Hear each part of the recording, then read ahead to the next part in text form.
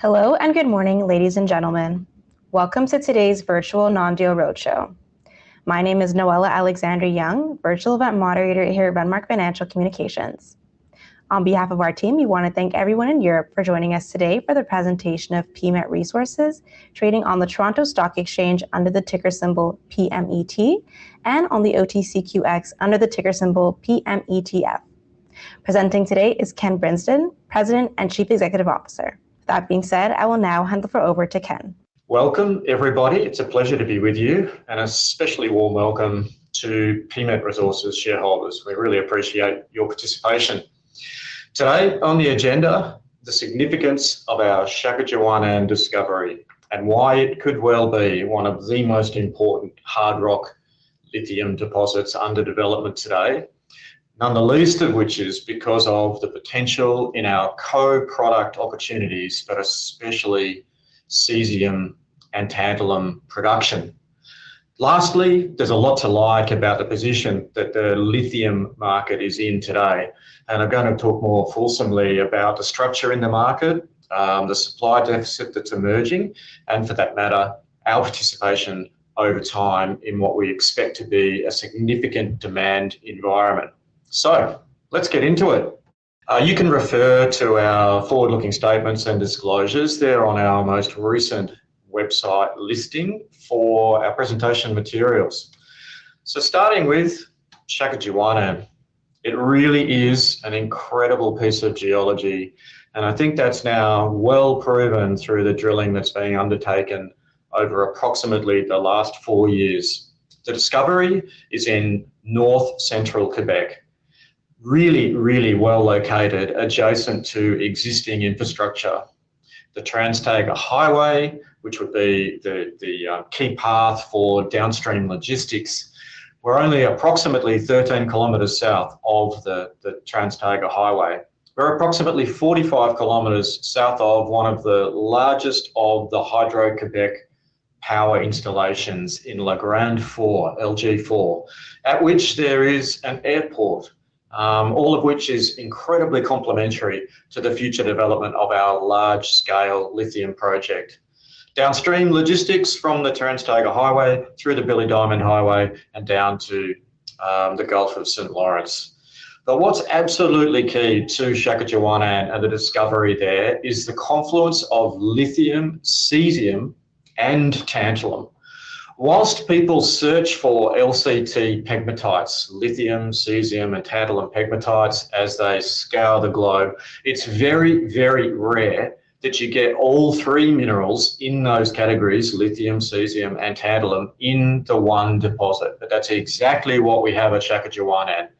Lithium, cesium, and tantalum at scale and with significant grade. So how does that present? Well, we have one of the top 10 largest hard rock lithium pegmatite discoveries globally. We easily have the world's largest pollucite-hosted cesium deposit. In fact, in the cesium category, we're pretty much breaking the record books.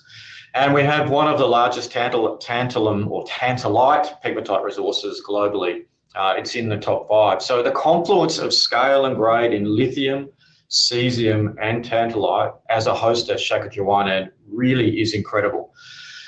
Even more important than that is that they're relatively easily recovered with simple physical processes. That's true for spodumene recovery for its lithium content, pollucite recovery for its cesium content, and tantalite recovery, it's tantalum contained. So each recovered using simple physical processes. None of that is difficult and well proven at other hard rock operations around the world.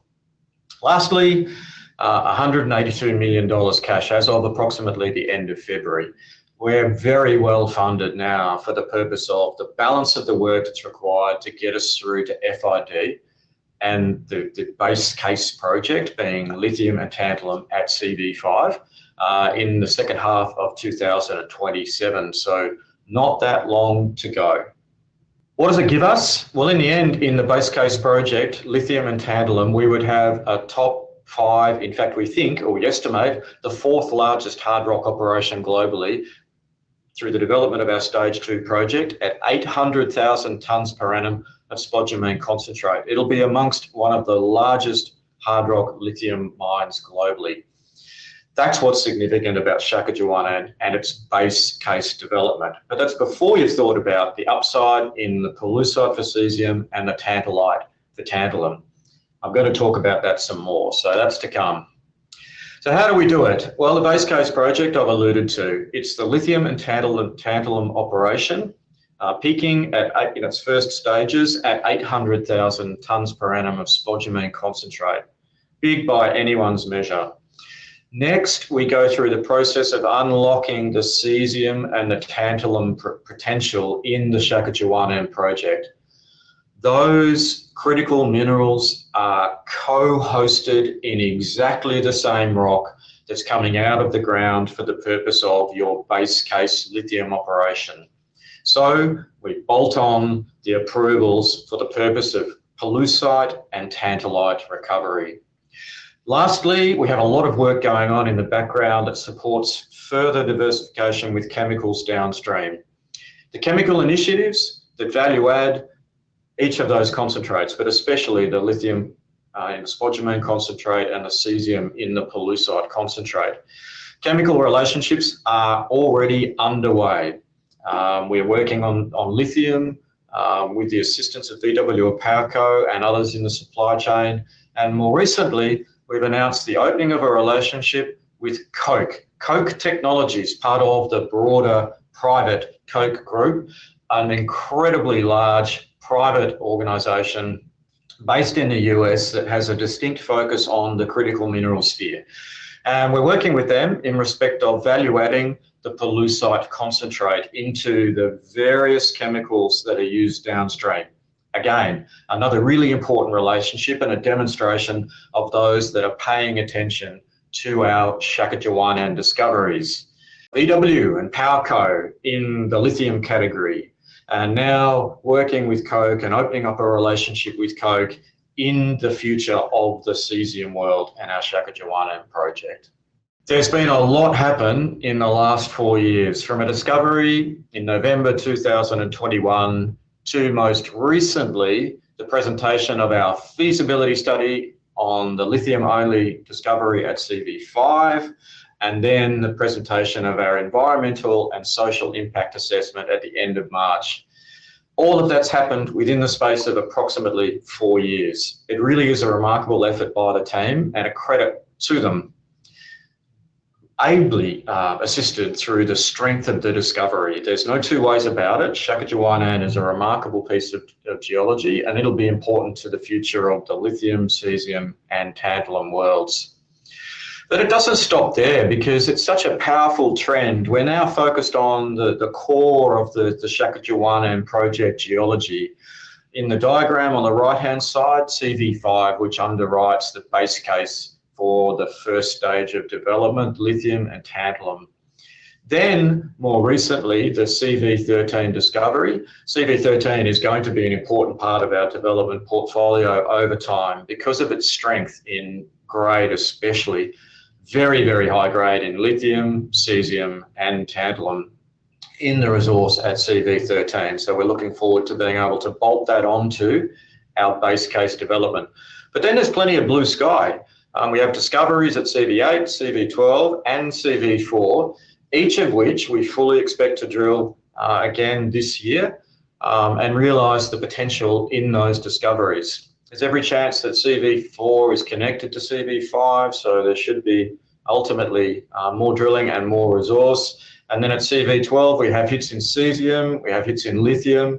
We're just yet to fully tease out the confluence of the geology there, but they look like important targets and those that we'd look to hit during the course of this year. So what have we done already? Well, we've ticked off the ESIA submission. The formal process is now underway, both at the provincial level through COMEX and the James Bay approvals process in concert with Quebec, but also at the federal level.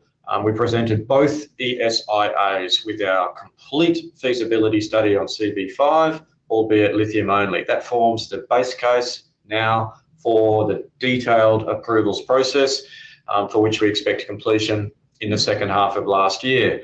But during the course of this year, there's still a lot more to come.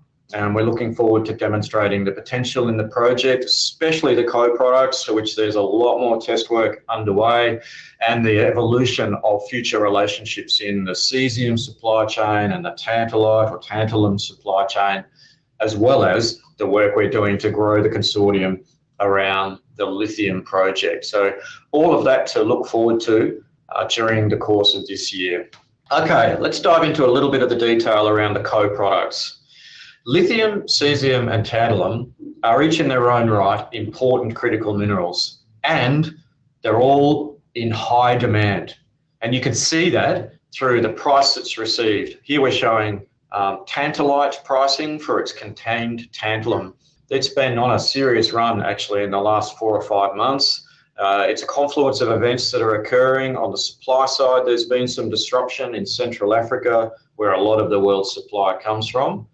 Conflict in that area, and the concept of blood tantalum means it's not the preferred source, but people go there because they have to satisfy demand constraints. In contrast, on the demand side, demand has been growing. The effect of the data center build out, electronics deployment generally consumes a lot of tantalum. And as a result, the confluence of demand in respect of, say, electronics and to a certain extent defense is outstripping supply, and that's why the price has run.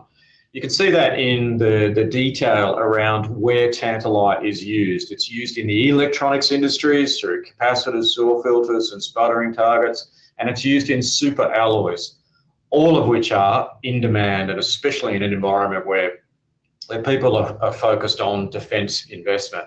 Tantalite is a key, and it could add substantially more value to our Shakajuwanan project. It's a very, very powerful tool and a very, very powerful co-product to the base case lithium mine. Moving on to cesium. Well, cesium's also been on a price run of its own. In fact, the price has more than doubled over the space of the last 12 months. Now, it's probably because cesium is also another one of these important critical minerals, but it also has some base case industrial uses. I'll come back to them in more detail. Cesium is also very, very rare. There's only ever really been 3 continuous primary mines: the Tanko mine in Manitoba, Canada, the Bakita mine in Zimbabwe, and then historically a small mine in Western Australia. And I think it's fair to say that it's rare. And because it's rare, a new discovery, especially one like that of our scale, is very, very important to the future of the cesium market. And we're really keen to take advantage of that. Because cesium is relatively new, I'll explain a little bit more about how it's used. It's used in classic industrial sectors, drilling fluids being one of the more important ones, in the form of cesium formate. It's used for the control of high pressure and typically deep wells. But it also, because it's a liquid and it's very, very heavy, it has the effect of increasing the productivity of the drill bit, minimising the impact to the formation itself. Because it's a liquid and it's non-toxic, it won't block up the well, and ultimately helps with the productivity of the well. It's also used in the catalyst industry, in the synthesis industry, classic industrial uses, where it's a value add to each of those industrial processes. Now, as we understand the market today, cesium and its use is resource constrained, i.e. there's not enough of it. So a big discovery like ours should be very important to classic industrial uses like those that I've already described, but also potentially the future of the solar industry. The solar industry and the technology being deployed can be improved with the application of cesium used in perovskite crystal structures. Perovskite crystal structures are the next step in panel efficiency beyond the classic silicon crystal structure. And in an environment where the industry moves to the application of perovskite containing cesium, then there is the potential for a significant boost to demand. The industry needs more cesium production to support such an application. And again, that's another reason why a discovery like ours is very important to the future of the cesium world. There is an insufficient pollucite to support these demand applications, in which case a new discovery, certainly one that's big, in fact off the charts scale like ours, represents a great opportunity for the future of the cesium market, and of course hence the value in our overall Shakaduwana project. Moving on to lithium, where it's so interesting what's happening. I can appreciate that it was only just 12 months ago that everybody was fretting about the demand and supply equation, but a lot has happened in the last 12 months. Firstly, demand has burgeoned. There's been an uptick in demand. Now that's happening for several reasons, but none the least of which would be, as we see it today, the geopolitical issues and this concept around energy independence because of the oil crisis.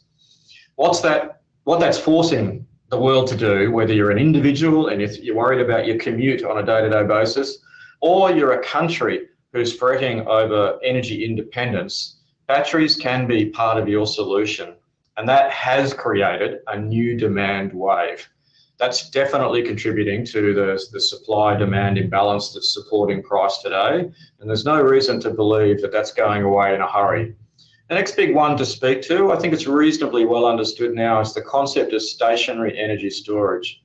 BESS is the industry acronym. This has become such an important tool now for several reasons, but none the least of which is stability in energy networks. Batteries are like a great big shock absorber. They're able to absorb energy when it's in excess, and they're able to deploy energy when it's under demand.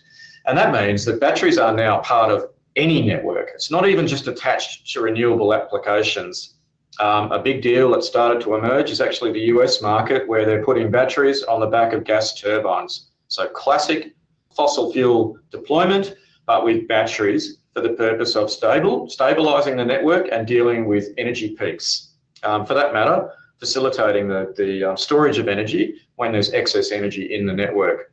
If you think about it, there is a lot of excess capacity. As much as everyone frets about power in total, the reality is most generating assets are not used fully during a 24-hour period. They're built for peak demand in the mornings and the evenings. So a battery attached to a legacy fossil fuel network affords an opportunity to keep those energy assets running more fulsomely during a 24-hour period, charging a battery and then deploying the energy when the peak in demand comes in the morning and the evening, or for that matter, in a data center when there's a rush on energy for the data center itself. So these are all really important. As the cells become cheaper, the addressable market grows in stationary energy storage because their applications broaden. The same thing is true with buses, mid-sized commercials, rigid body trucks.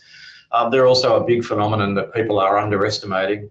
Again, as always, China is leading the charge, and here they're deploying the electrification of that segment, mid-sized commercials, rigid body trucks, heavy-duty trucks, faster than most, approaching sort of 40% application or penetration in that market segment. So where China goes, I will argue the rest of the world will follow, and it's being badly underestimated in terms of total battery demand, and hence the ability of the market to supply, which is where we start to reference the effect of the supply-demand imbalance.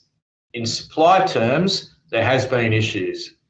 When the market was fully supplied, lots of discussion about, and especially from China, the significance of their lepidolite production in Western China and new African supply. But I want to suggest to you that not much of that was really sustainable through the cycle. It's not typically low-cost production. You only have to look at the evidence and the stability in supply from classic Western suppliers like those in Western Australia. Those ships, if the market was oversupplied, those ships weren't being pushed back. So a logical question then is to ask, well, where do the ships get pushed back? And I want to suggest to you that was probably the high-cost supply from lepidolite in Western China and African production. So if it wasn't sustainable in the market, then there's a reasonable chance it cannot be relied on in a low price environment, and therefore sustaining a full cycle. So that impact, i.e. mines being shut down, but I would argue especially in China and Africa, created some supply issues, which is why one of the reasons why pricing has improved, and especially in the last 6 months. All of that leads you to the conclusion that there is going to be supply-demand imbalance, and it's not unreasonable to assume supply shortfalls from here because there has been underinvestment in mining enterprise. So, big, large-scale and low-cost mines like that represented by our Shakachuanan project are absolutely going to be required. And it might just be that our Shakachuanan project becomes a very, very important piece of the supply base in the latter part of this decade as we look to commission in the latter part of 2029. I don't think it's unreasonable to assume that there will be supply deficits as the demand outstrips supply, and our mine is going to be a key link in the chain and arguably a low-cost contributor to the future of lithium raw material supply. The match could almost be perfect, so we're looking forward to seeing that unfold. Lastly, you would suggest that we're relatively early in this stage of the lithium rally or price appreciation that's occurred off its base. In previous rallies, the period within which the price has appreciated typically occurred within the space of about 18 months to 2 years. Here we are, probably only 6 months, or not even, sorry, 6 months, 6 or 8 months into the price appreciation off its lows, which, by implication, that means that we still have quite a period to run. Now, it might be, I think, able to be argued that also this run lasts longer because the scale in the market has grown so large. And let me put that into perspective. The growth required just this year in lithium raw material supply is approximately 500,000 lithium carbonate equivalent tonnes. It sits in the range, and it's pretty much consensus, 450 to 500,000 new lithium carbonate equivalent tonnes required in the calendar year 2026. Well, that same increase in production, it was the size of the market in 2021. So in less than 4 years, the new production that's required in 1 year is equal to the entire production base, which arguably had taken 20 or 30 years to develop in 2021. So that puts, I think, into some perspective just how large the task is from a supply response point of view to deal with growth year on year as the market grows. That's one of the reasons why I think we can be optimistic about price appreciation in the lithium world and what's required to sustain the market for the medium and the long term, in which case there is reason to be optimistic about price. Noella, that's it for my presentation materials, but I'm really looking forward to questions. Thank you. Thank you very much, Ken, for the presentation. We'll now begin the Q&A. Your first question is, how confident are you that Koch's proprietary methods work at commercial scale? Okay, Coke and their process. Right. Yes, it's correct. It's novel in its application. It wouldn't be typical to the methodology for the purpose of cesium recovery from pollucite historically. But in any case, the Coke team is significant in both scale, their investment, and the people that are behind the task. So we're confident in their capacity to develop a novel application in recovery of cesium from pollucite to the value-added chemicals. In fact, as a result of their proposed process, we could end up with a more pure solution that facilitates the value add for the chemicals that we ultimately want to derive and those cesium derivatives. So we're confident in the Coke team and looking forward to the work that they have underway over approximately the next 3 to 4 months. So yeah, very much looking forward to those results. Given that so much of your mineralization is at surface, would there actually be any need to develop an underground mine? Okay, what motivates us to consider the underground mine is twofold. Firstly, the Nova zone for which the underground mine targets is very, very high grade. In fact, unusually high grade, even in comparison to probably 90% of the other hard rock production globally. There's about 7 or 8 years worth of mining in our stage 1 project at 2% lithia after mining dilution. There is very few mines globally that can lay claim to that sort of production grade. Hence the targeting the underground mine to get there as quickly as we reasonably can. We have more work underway in our feasibility study update, which will come out later this year, that contemplates going into the underground mine first. We'll have more to say about that in the coming months, but that does represent a fantastic opportunity. So that's part 1, targeting the high grade. Part 2 is the effect of the lake. We're trying to minimise the disturbance, and it would be a very, very large and actually quite deep open pit in that section that goes into the Nova zone. So hence using the underground method basically minimises our disturbance of the lake, and hence our objective to ensure that we focus on the underground, get the high grade using the underground mining techniques, and then use the open pit for the balance of the ore where it's closer to surface. We have a lesser strip ratio. And hence minimise our disturbance on the lake. I hope that makes sense. Why hasn't this kind of cesium processing been widely commercialized already if it's so high margin? Well, cesium chemical production has been part of historical norms, so it's done in a few locations around the world. In Canada itself, Albemarle has a facility in Germany. There is some chemical applications in North Asia and, of course, China. So legacy chemical techniques have been a key part of the value add.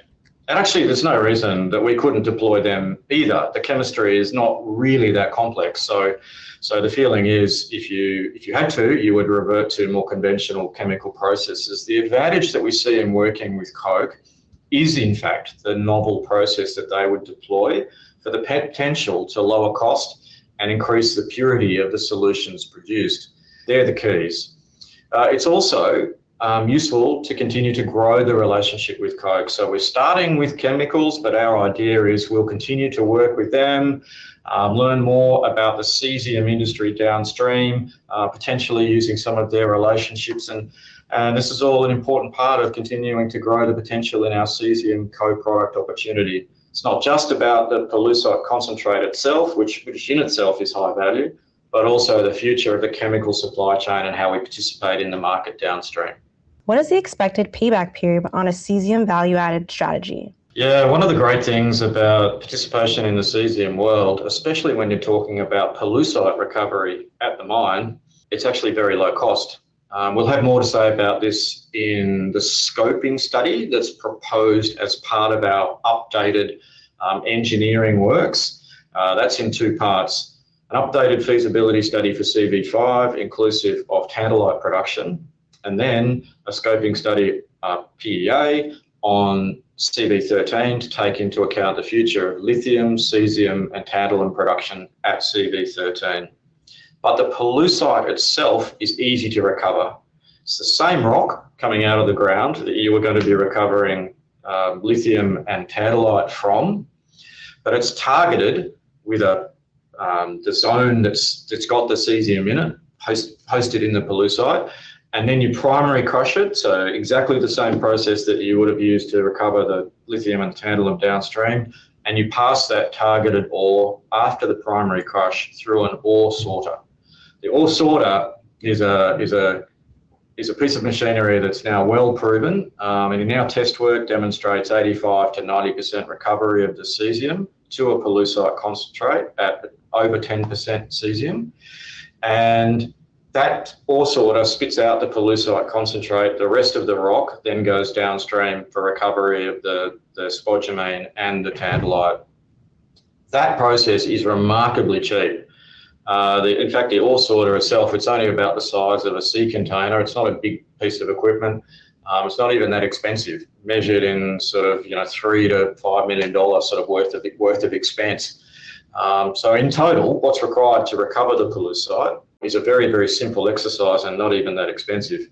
I guess it's when you get involved in the chemicals downstream that, yes, you are going to be spending more money for the purpose of a chemical facility, but even the scale of that facility is not that big, given that the total cesium demand is much, much smaller than the lithium world. So the future of pollucide operation will come out of our PEA level of assessment in October this year.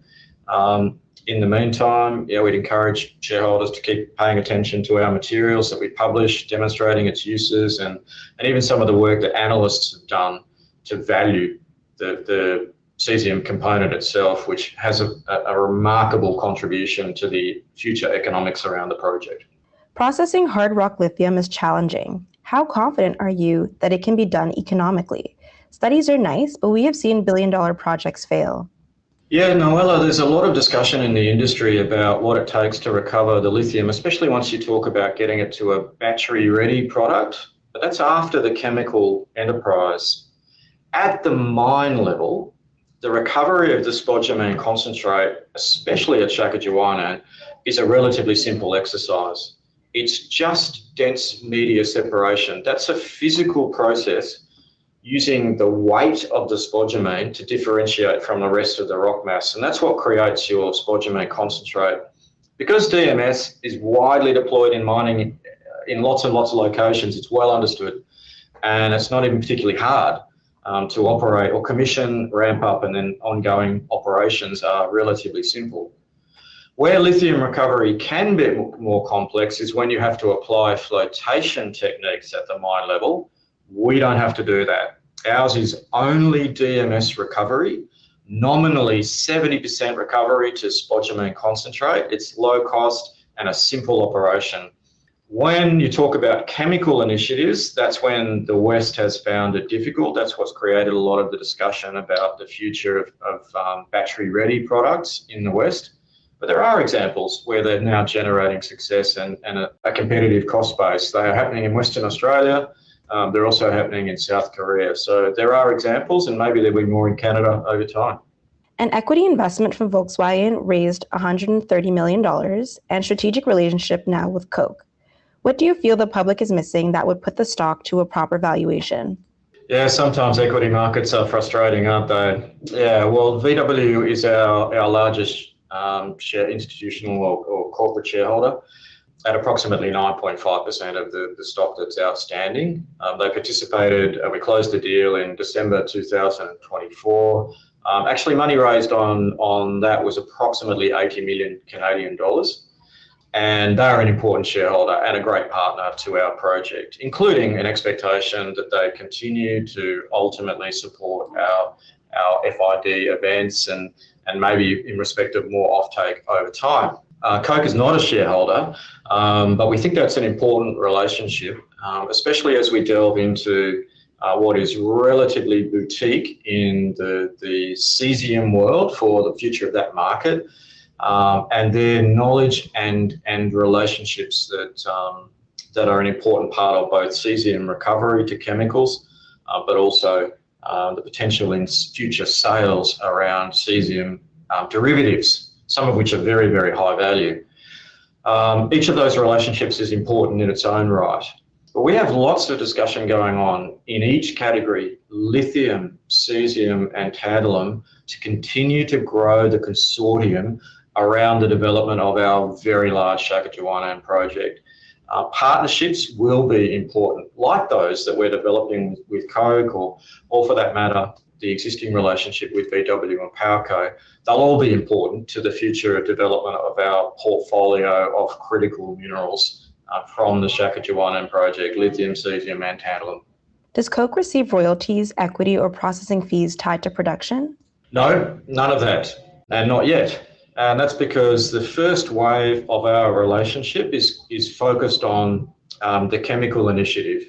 So converting the pollucite concentrate, which contains the cesium, into value-added cesium chemicals. So that's where our relationship with Coke starts.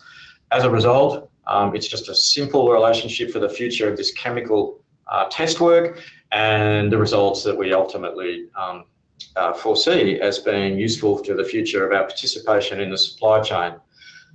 We don't have anything more to share about the future of the Coke relationship other than to say that we've got a great start in the relationship with them. We're looking forward to the program that's now underway and the results that are achieved to see what those value-added cesium chemicals look like.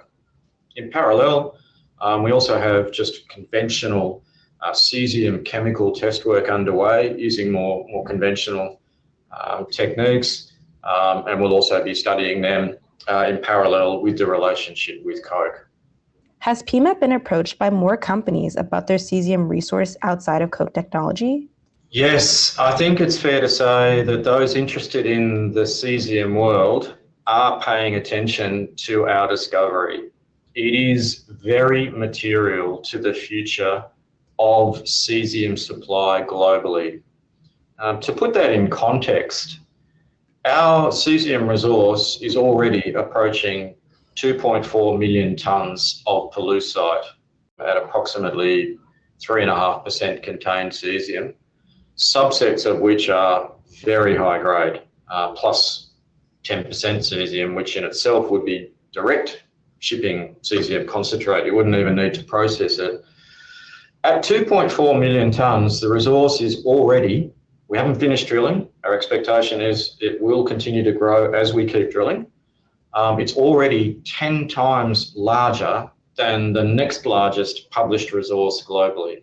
So it's huge. It's breaking the record books in the cesium world. Hence, those that are participants in the cesium industry are paying attention to the discovery and ultimately the future of what we choose to do with cesium in the context of our bigger Shakajuwanan project. Suffice to say, we think it's very important to our future and a key point of distinction to the Shakajuwanan project. It is not your average LCT pegmatite, none the least of which would be because it contains so much of the cesium. That doesn't happen globally and certainly not at the scale that we've discovered. It is the key point of difference about Shakajuwanan. It's one thing to have lithium, one thing to have it at grade and a little bit of scale, another thing altogether to have all three, lithium, cesium and tantalum at scale and grade, and that's what Shakajuwanan has. What is the typical timeline for getting a decision on an ESIA from the government? Our estimate is that it's going to take approximately 18 months to 2 years. So that would put us into a position where we have mine authorisation or targeting mine authorisation before the end of 2027. We're now into the formal process. The federal government has noted that our ESIA is complete and compliant with the original guidelines. They've now formally commenced their public consultation. We expect something similar at a provincial level in respect of the COMEX process over the coming couple of months. The implication is we're now deep into the detail of the review of our ESIA and the public consultation that's required to facilitate the mine authorisation.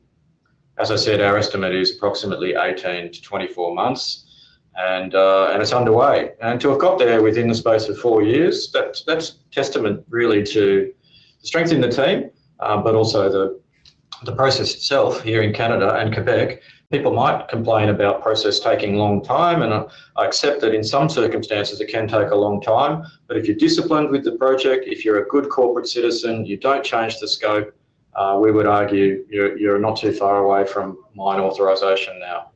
How have the economics of hard rock versus brine projects evolved over the past few years? Having been involved in the industry now for, I don't know, the best part of 12 years, I guess, 12 or 13 years, it's been interesting to me how this debate has gone backwards and forwards. You know, what opportunity does brine represent versus what opportunity that the hard rock represents? And my simple view is they're both required for the future of lithium raw material supply. Brine operations have some competitive advantage for some chemicals produced in the supply chain. I think I would argue especially lithium carbonate. But in a world where the chemicals being used in batteries are still not completely settled and energy density in lithium-ion cells is often motivated by lithium hydroxide production, that's where often hard rock operations can have a competitive advantage in cost. How so? Well, in part, it's derived by the quality in the product that you produce. So one of the issues in brine operations is that not much of that is either battery grade and or ready for conversion to lithium hydroxide. So that adds cost to the brine operations. Now, most people don't see that in the analysis that's presented especially by Western analysts, because they don't go to that level of detail. What does it actually take to purify a brine to get it to a battery grade ready product? And secondly, the cost of conversion from lithium carbonate to lithium hydroxide for application in especially energy dense applications, which will be required for the future of lithium ion batteries and their engineering applications. So it's not completely clear cut. I think it's fair to say that hard rock operations have an important part to play in the future of supply, especially where energy density is required in a lithium-ion battery. Quebec has had a few missed opportunities on large projects. With a large lithium deposit and high-grade cesium, do you see either Canada or the Quebec government investing and or supporting PMET? Yeah, there's no doubt about it. There is a bit of a checkered past in Quebec's lithium production, most of which has been motivated by a lack of scale and a lack of grade. And in the case of Shakajuana, and I would add the benefit in co-product opportunities, especially cesium and tantalum. So in any supply chain, Quebec's no different. Scale in a mining operation matters and grade in a mining operation matters. And now you're starting to see that emerge in Quebec. We are the most advanced of those discoveries in scale and grade. So we clearly think we have an important part to play, but there are others, Q2 and potentially more over time. But all of that adds to the critical mass in the future of lithium raw material production to Quebec, creates an environment where more eyeballs are on the sector, and by implication, a better chance for both government money to be facilitating investment, but also other third-party interests, and especially those in the supply chain supporting large-scale, high-grade and low-cost operations. We are deeply involved in discussion with government at all levels, and we are pleased with that engagement. I think it's fair to say that government understands the significance in the discovery, but then more recently, the significance in having 3 critical minerals in the project, lithium, cesium and tantalum, being a very important distinction in respect of the Shakajuana project and its future geopolitical and competitive advantage in those critical minerals that are in high demand. That helps, in which case we look forward to demonstrating how our relationships with government unfold over time. You have a strong list of analysts covering the company. Do most of them have buy ratings? I would suggest on balance, yes, that would be the case. Let me add a little bit more colour there.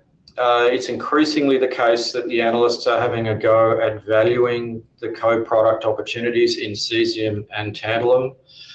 You can refer to analysts' coverage at RBC and BMO, in Australia, a group called Peloton Capital, who have been paying attention to and looking to value those co-product opportunities. So I think the answer is yes, for the most part, a buy, and it'd be motivated by none the least of which would be the lithium scale and grade, but also the location, Quebec, being a preferred Western jurisdiction, North America and the like, complementary infrastructure. Lastly, the co-product opportunities. They are really important and a point of distinction in respect of the Shakajuana project, because the cesium component especially is so rare, and to find it at the scale that we found it at Shakajuana definitely sets us apart. How does PMET interpret the impact of QTWO's mineral resource estimate on future M&A dynamics in James Bay? Does PMET see itself as a consolidator, a target, or a standalone developer? Yeah, I mentioned earlier that there has been and there will be probably more important discoveries in Quebec as exploration has matured in Quebec. I think the opportunity in the geology is starting to be flushed out. There will be larger scale discoveries. none the least of which is ours, which is definitely the most advanced of projects under consideration. But the concept that each of these big projects becomes important to the critical mass in Quebec in the lithium world, then I would see that as a good thing. One of those situations where a rising tide floats all boats. More eyeballs are on the sector, there's competitive advantage in Quebec by having more critical mass, and it creates a better investment environment in total. So to me, I think it's an obvious conclusion to draw. One last comparison, you might argue Quebec is a little bit like Western Australia. Western Australia has ended up with probably 4 big mines in the hard rock lithium world. The mines that get to that sort of 750,000, 800,000, a million tonnes per annum worth of spodumene concentrate. And they've done that over the course of the last 10 years. So here we are in Quebec, probably a similar situation emerging, albeit 10 years later, but with arguably some better competitive advantage in respect of ultra low cost of power, some infrastructure advantage, and access to key markets in North America and Europe. For all those reasons, I'm optimistic that Quebec as a whole has an important part to play, with Shaakichiuwaanaan basically underwriting a decent chunk of that. Given a QTWO scale, does PMET intend to accelerate resource expansion at CV5, CV13, or shift towards demonstrating superior economics, for example, DMS-only flowsheet, cesium byproduct credits, to differentiate on value rather than tonnage? I think I would do nothing more than agree. Yes, pretty much. That is what's different about Shaakichiuwaanaan. Yes, it has scale and grade. It's going to make for a big lithium operation, but there is almost no other lithium development opportunity that has the other 2 critical minerals alongside at scale and grade. And that's why ultimately we think it's got a massive competitive advantage economically. Those co-products are going to be very significant to the future of the Shaakichiuwaanaan project, even though its base premise is as a lithium operation. The 3 critical minerals, each of which are in high demand. You can see that through today's pricing paradigm. Pricing's been escalating. It's because the demand is growing and there is a supply shortfall. Shaakichiuwaanaan constitutes a great opportunity to backfill that demand with 3 critical minerals, lithium, cesium and tantalum, and that's a very unique opportunity, one of the reasons why Shaakichiuwaanaan will be a success. Thank you very much, Ken, for your insight today. If you did not get a chance to submit your question, you can reach out to the appropriate account manager here at Renmark. That concludes our presentation for today, but before we go, I will turn back the floor to Ken for final remarks. Much appreciate the opportunity to be with you, and we wish you all the best in your future investment opportunities. In no way should you look past PMET Resources and our Shaakichiuwaanaan project, a really important and powerful part of the future of critical minerals supply. Thanks for your participation. Bye-bye. And once again, this was PMET Resources trading on the Toronto Stock Exchange under the ticker symbol PMET and on the OTCQX under the ticker symbol PMETF. Thank you to everyone in Europe for joining us today. Please stay tuned for other presentations in your area and see you next time.